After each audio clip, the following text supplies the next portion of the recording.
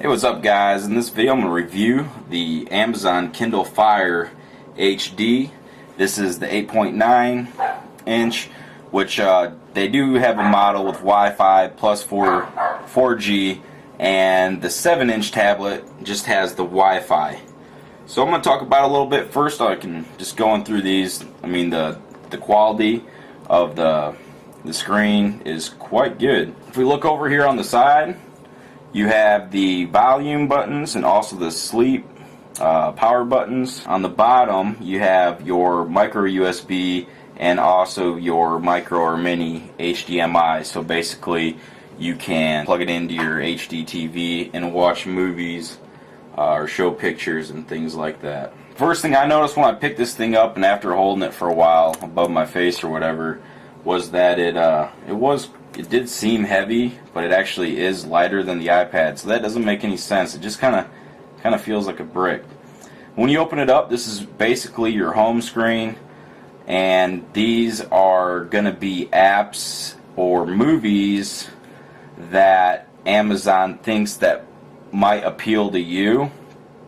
You can remove them from the carousel, but these are basically, you can't put these in any order. You can remove them, but basically they might show back up at some time. Across the top you got the shop, you got your games, apps, books, music, videos, newsstand, audiobooks, web photos, and also documents. On the front there is a front-facing 1.3 megapixel camera, so that works well with your Skype.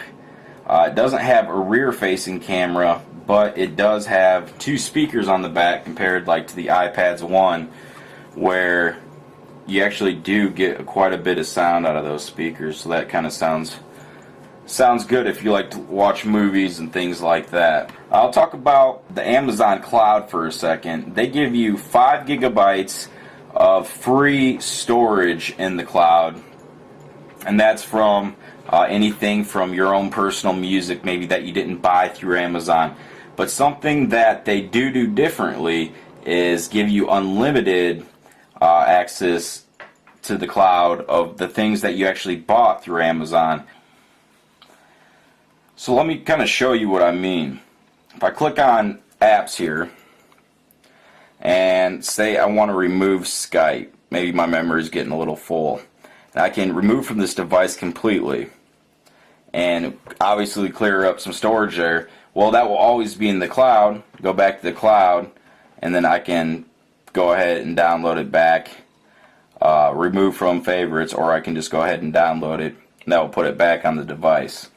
So that's cool in the sense that you can have your music backed up, your photos backed up, your movies, and as long as they're from Amazon, they can store in the cloud. If not, if it's your personal stuff, Amazon will store 5 gigabytes of your stuff just like the iCloud, Apple does. Down here at the bottom you have your favorites, and this is basically, I'd say, one of the most handiest thing is going into your favorites, because there you can actually customize what apps or movies, you know, put your email in there, Gmail in there, and you can just, so if you're in, say if I'm in Pandora and I want to shoot right back to my apps, my favorite apps, then I can go into my mail, or I could go back to Skype even.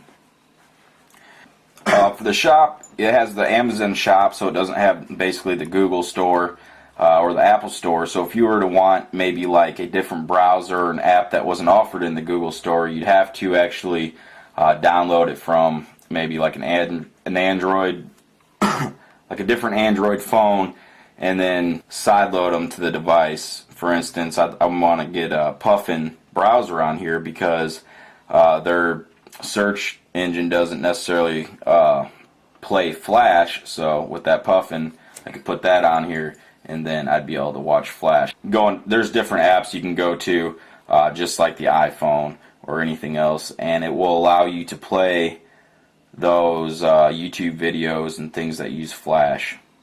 So that is the Kindle Fire HD 8.9. Not a bad tablet.